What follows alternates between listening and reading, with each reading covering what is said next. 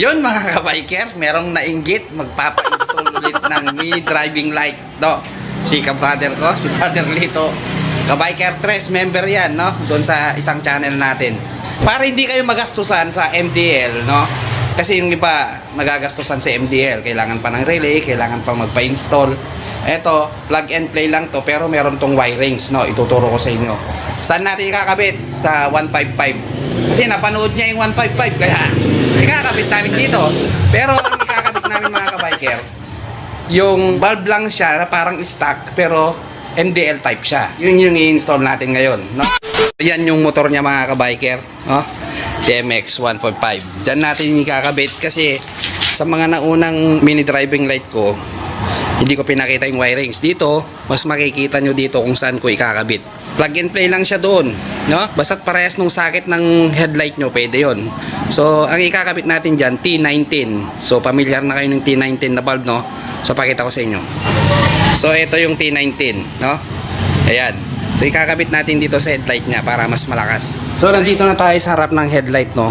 Siyempre, tatanggalin natin to para makita natin yung pagkakabitan natin. Etong TMX 155 mga kabiker, no?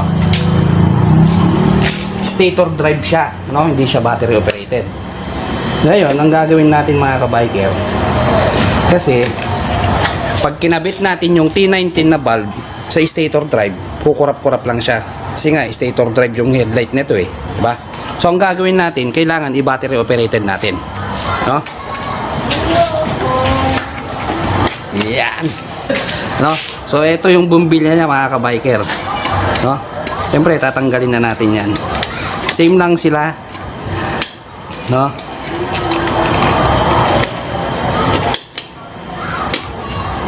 Hidiinan mo ganyan, tapos ikot mo. Itong socket niya,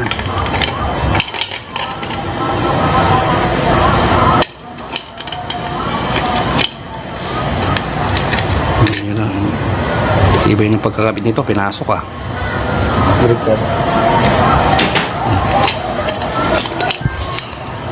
Ayan, natanggal na natin, ano. Ayan, oh, tignan nyo kung ay nadali dito sa may gilid nya. Ayan, oh, kasi mali yung pasok nya. Dapat may paglalagyan yan, yung hotel na yan, merong paglalagyan yan. Ito, may pesto yan. So yung T19 natin ay kakabit natin, same sila. Tignan nyo, akin yung bro. So ayan, oh, same, no? Pag kinabit ko dito, kasyang-kasya siya. Ayan, oh. Okay? So, hindi muna tayo dyan. Hanapin muna natin yung pagkakabitan. Ngayon, tuturuan ko kayo. Saan ba natin kakabit? Hanapin natin dito yung sa may switch natin sa ito, sa headlight natin. Di ba mayroon niyang low at saka high beam, low beam at saka high beam. So, hanapin natin yung supply dyan. Ang supply dyan mga kabiker, nandito, no? So, i-pwesto natin yung camera. So, yan, no? So, etong wire dito, no? Hanapin nyo lang, hilahin yung ganyan. At makikita nyo dito, merong, yung cellphone mo bro, check mo nga dito. Hilawan mo. Ayan. So, eto, ayan o, hinihila ko.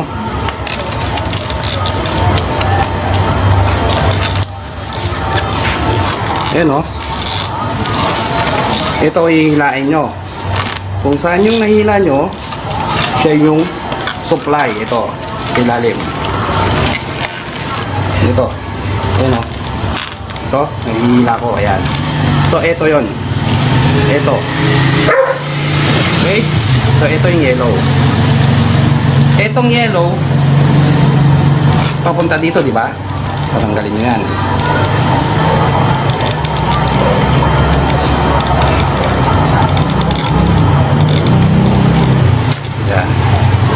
So, etong yellow, ito yon, nahihila ko, tama?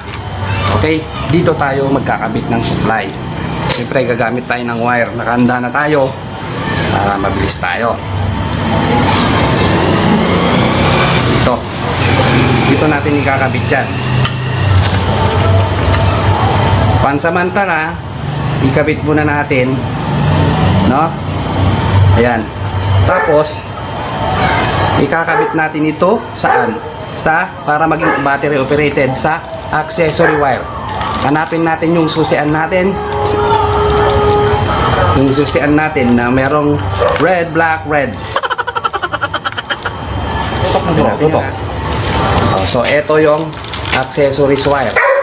Dito natin ikakabit sa black. Okay? So, sampulan natin muna. Isiksik natin dito. O kaya, sabay natin dito sa isang. Ayan. Sabay natin dito ha.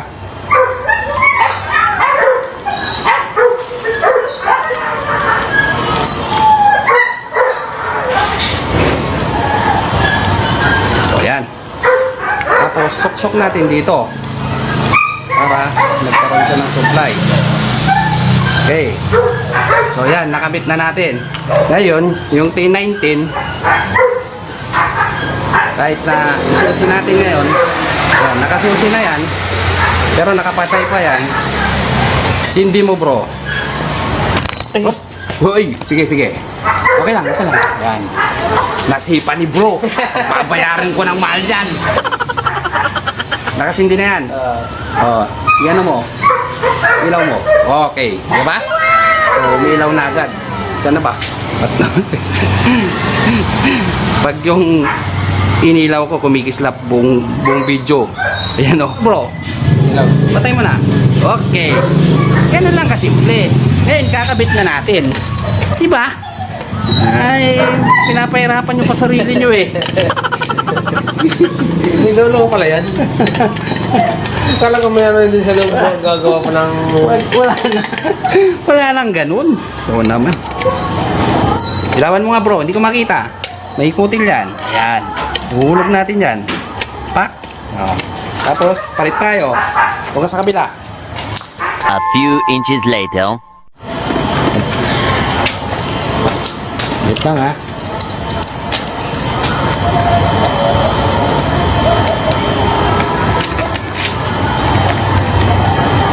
A few inches later.